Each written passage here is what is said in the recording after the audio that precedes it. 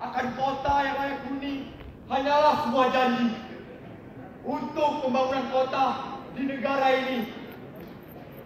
Tapi bagaimana kabar ketika tiap tahunnya selalu ada masalah yang kita hadapi terkait pembangunan kota? Bagaimanakah nasib Indonesiaku ini? Bagaimanakah nasib kota-kota kita ini? Tak perlu khawatir, teman-temanku semuanya. Dalam memajukan kota yang ramah huni, kita bangun Indonesia yang lebih dari ini, baik sosial maupun ekonomi. Dan untuk mereka, tidak hanya mereka yang hanya mempunyai satu mimpi untuk Indonesia, kota yang ramah huni.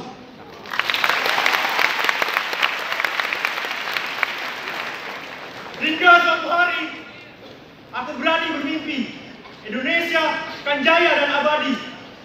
Pembangunan desa dan kota merata, lalu lintas selalu terasa lega, dan infrastruktur layak huni menjadi milik kita bersama. Tapi semua percuma, kawan, jika kalian hanya duduk termenung semata. Berdirilah, tingkatkanlah, tunjukkanlah bahwa kalian adalah kontributor nyata bangsa. Bukan semata untuk Indonesiaku, bukan untuk Indonesiamu, tapi untuk Indonesia kita, tempat berlindung di hari tua sampai akhir hidup mata.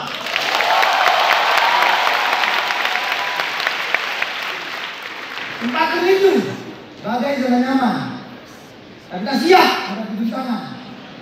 Bagaimana bangsa ini menerima tantangan bila air dilihat tanpa paksaan?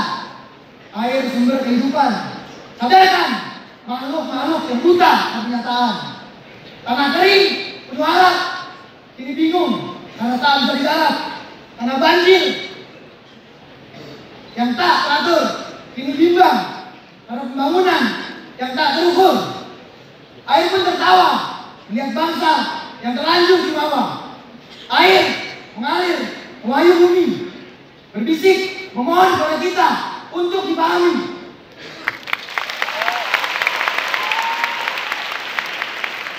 Tapi pohon-pohon di bumi adalah korban-korban yang ini digusur api-api pembangunan ini. Sadarkah, kawan, ketika hati tidak bisa berusik, kepada siapa sang bumi akan menangis melihat alam yang sungguh ironis. Padahal hutan adalah sumber daya alam, menyokong air, pangan, dan energi. Tapi sanggupkah kalian, wahai jiwa-jiwa yang sedang bereuforia, untuk memberdayakannya? Manusia pada dasarnya adalah makhluk tamak dan sombong, menghancurkan bumi, menguras habis flora-fauna serta alam negara sendiri, mengatasnamakan ilmu dan hak. Tahuilah, camkanlah, wahai mahasiswa, tonggak-tonggak perubahan bangsa, bahwa sesungguhnya bangsa seperti ini yang rusak, yang hancur, yang mati. Karena pada dasarnya sebuah bangsa tidak akan berkembang apabila tidak ada kehidupan dalam negerinya sendiri. Buka mata, buka telinga, dan lihatlah sekeliling kalian. Masih ada 12 tahun menuju sustainable development untuk diwujudkan. Kehidupan air, tanah, udara yang seimbang berjalan. Kita rambu harum bukan sekedar hiasan. Air bersih mutlak diperjuangkan. Alam tidak pernah jenuh menunggu kalian berbuat kebaikan. Lingkungan masih mencari manusia dengan kepedulian. Cukup beranikah kita mewujudkan kebenaran demi Indonesia dan bumi yang berkelanjutan. Saya melihat seluruh rakyat Indonesia mendapatkan mendapatkan akses terhadap air minum. Saya melihat seluruh rakyat Indonesia mendapatkan pemukiman yang layak dihuni. Dan saya melihat seluruh rakyat Indonesia mendapatkan akses terhadap sanitasi yang memadai.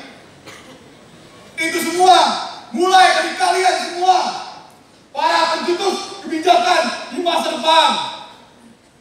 Kebijakan yang mengikutsertakan ilmu dan teknologi tepat guna demi pembangunan yang berkelanjutan di masa yang mendatang.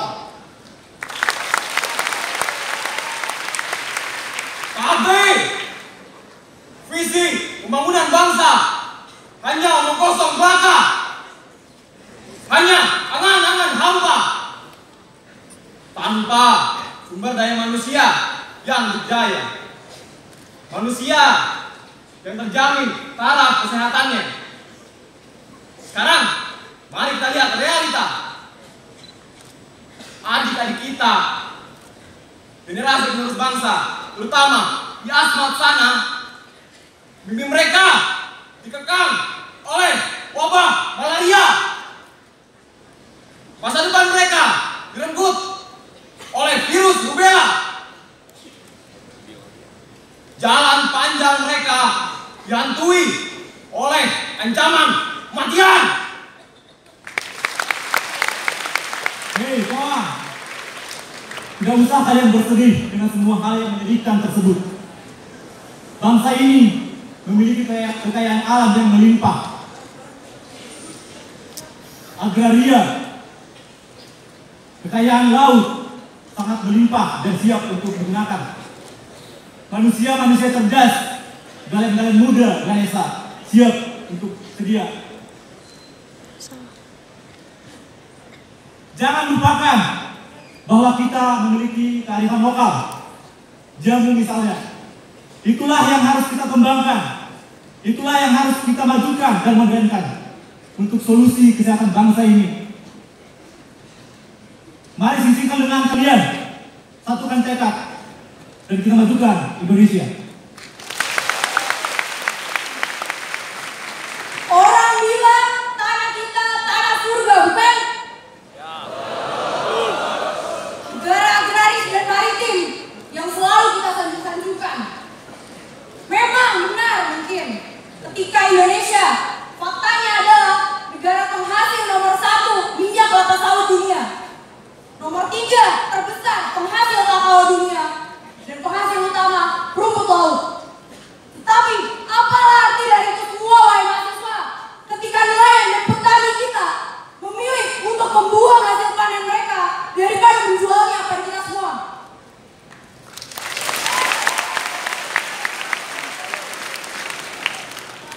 Kekayaan alam yang melimpah, tetapi tak diolah, atau malah diolah oleh negeri sebelah.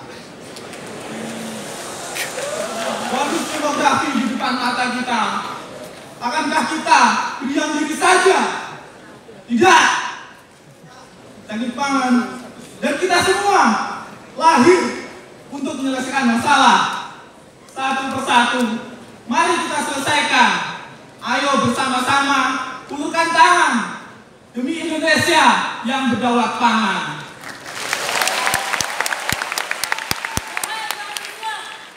Ingatlah bahwa negeri ini memiliki potensi yang besar untuk memandirikan diri melalui semangat dan kemauan yang berarti.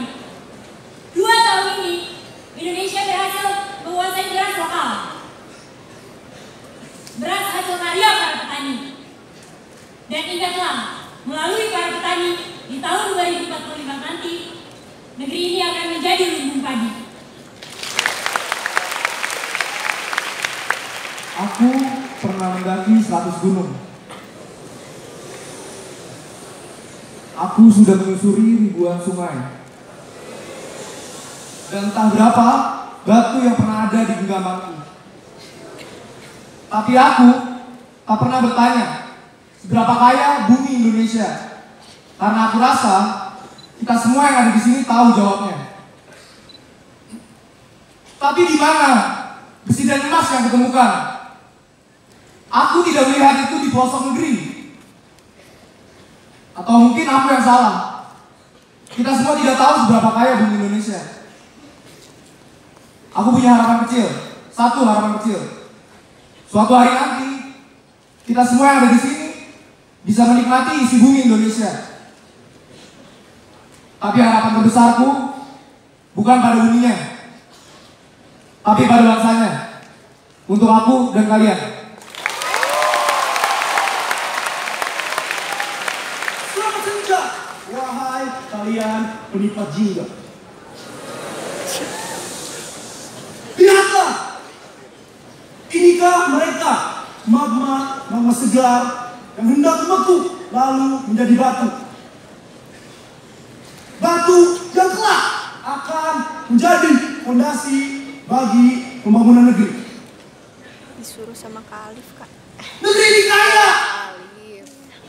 memiliki gunung Alif emas. HP-nya cewek. Tapi mengapa rakyat miskin HP-nya bahkan Kak. tak dapat membeli beras? Pikirkanlah, wahai Nirmala pembangun bangsa. Negeri ini terang hasil dari perjuangan pemuda-pemudinya. Namun, apakah negeri ini akan redup akibat ulah pemuda-pemudinya saat ini? Negeri ini tak butuh orang janji. Negeri ini butuh kontribusi. Energi dan sumber daya mineral adalah tantangan kita bersama. Kejarlah ilmu, gapailah mimpi demi kejayaan tambang Indonesia.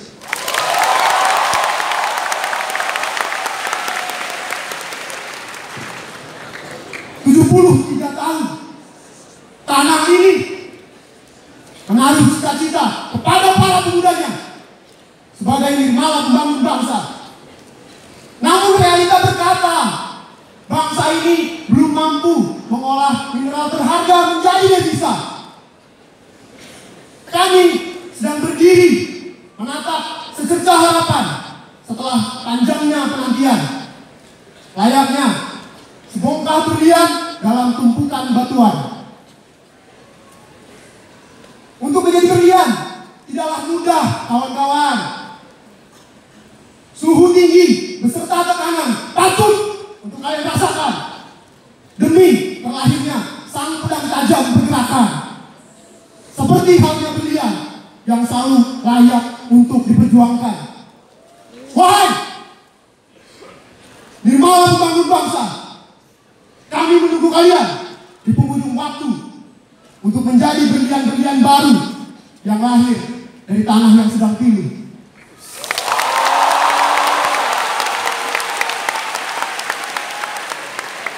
Katanya energi migas semakin mendekati garis langkah. Hanya Tuhan yang tahu benar hal itu. Tapi kami juga ingin tahu. Jika kami membuka mata untuk melihat, untuk mencari yang tersembunyi. Ada dua hal yang saya dapatkan: secercah wujud atau keberhasilan yang tertunda. Yang jelas, harta karun energi itu tersimpan jauh di bawah tanah kita, bukan atas dasar ketidaksengajaan belaka. Yang jelas, energi-energi itu akan menjadi pembangun bangsa ini.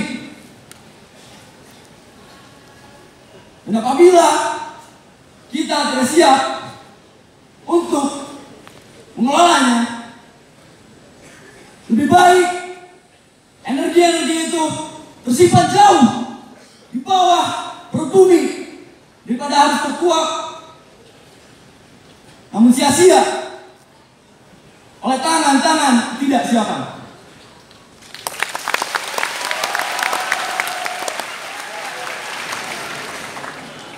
Aku kira Tuhan tidak sedang bercanda ketika meniupkan benih emas yang berwarna hitam kepada perut negeri liur kita.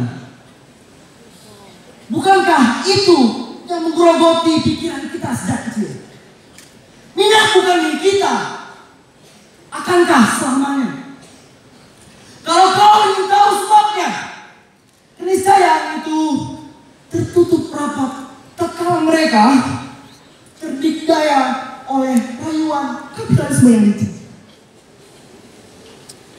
Sekarang, tatkala kita sudah memiliki semua, kita ragu, teman. Bukannya aku ingin menyalahkan masa lalu, karena dia tidak akan bisa diubah. Tapi, bantu aku mendidik cendekiawan yang punya tugas berbeda kelak.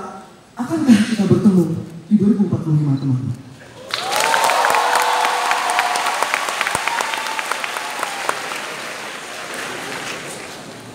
Minyak bukan yang kita, mesin yang kita cinta untuk polanya tidak dapat mesejahterakan masyarakat. Apa yang salah selama ini, teman-teman? Apa benar kita tidak berdaya? Ataukah karena orang-orang yang disebut sebagai calon pemimpin bangsa kita, kaum terpelajar Indonesia, tidak bertanggung jawab terhadap intelektualitas kita? Mungkin kita terlalu cinta pada harta kekayaan masing-masing. Kita tak lagi peduli pada kemajuan bangsa.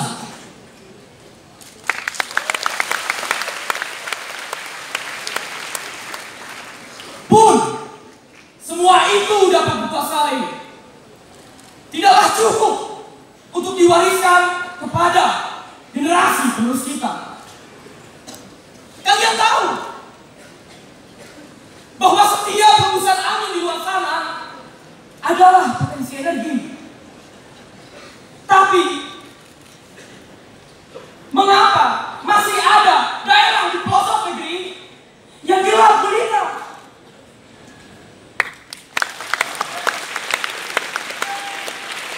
Wah, ini malah penuh potensi. Jelaslah apa kata kawan saya tadi. Seperti kalian, seperti kita semua, bahwa angin adalah potensi bangsa yang terlalu nyata adanya. Berapa banyak helai rambut indah, menari, menggoda, melambai, meraih, yang indah yang dipandang. Apalagi kalau di post Instagram. Namun sekarang, sudah bukan waktunya segelintir angin hanya lewat begitu saja. Apalagi dari bencana. Sudah saatnya Nusantara diisi ribuan bilah yang bergerak, yang dibangun oleh kita yang tak pernah lelah bergerak. Karena PLTB Sidrap adalah sebuah harap yang nyata demi energi bersih yang menerangi setiap sudut Indonesia. Tak hanya itu, berkah peristiwa membuat kita senantiasa disinari oleh mentari sepanjang tahunnya. Tapi masih ada adik-adik kita yang belajar dalam gelap di suatu tempat di negeri ini.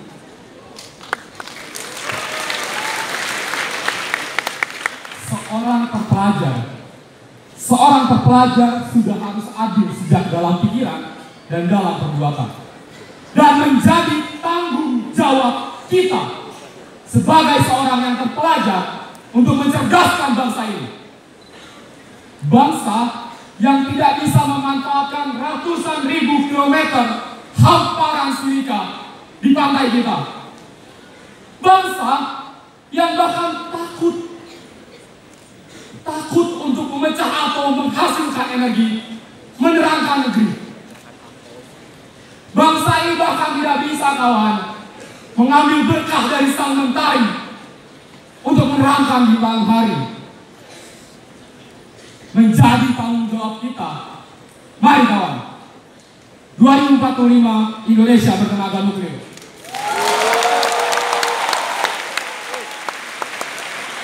Coba lihat jam yang berdetik di dinding warteg-warteg favorit kalian. Dunia terus berputar rupanya, namun kita hanya berpangku tangan sambil sesekali mencaci masalah yang ada di sekitar. Apalagi jadi netizen tidak beradab. Dari masalah tersesat mencari ruang kuliah di GKU Barat, hingga para nelayan yang kesulitan mencari udang di sepanjang selat. Problema manusia nyatanya akan selalu ada dan dekat.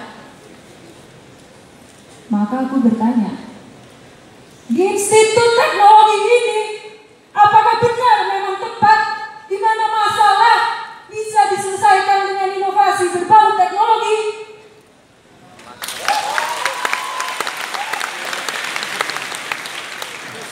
Selamat datang di era digitalisasi, di mana bisnis dan birokrasi tak terlepaskan dari teknologi. Duhai Ganesha muda yang dinanti oleh negeri, kita berdarah di sini bukan hanya untuk mendaki gunungan prestasi berbalutkan ego diri, tapi kita berdarah di sini untuk mewujudkan Indonesia berdikari. Bangunlah, bergeraklah sebagai pionir teknologi. Ramulah imajinasi menjadi inovasi. Susunlah baris-baris kode menjadi sebuah solusi. Berkreasilah dalam informatika dan IT. Dan mari kita song-song dan kuasai era digital ini.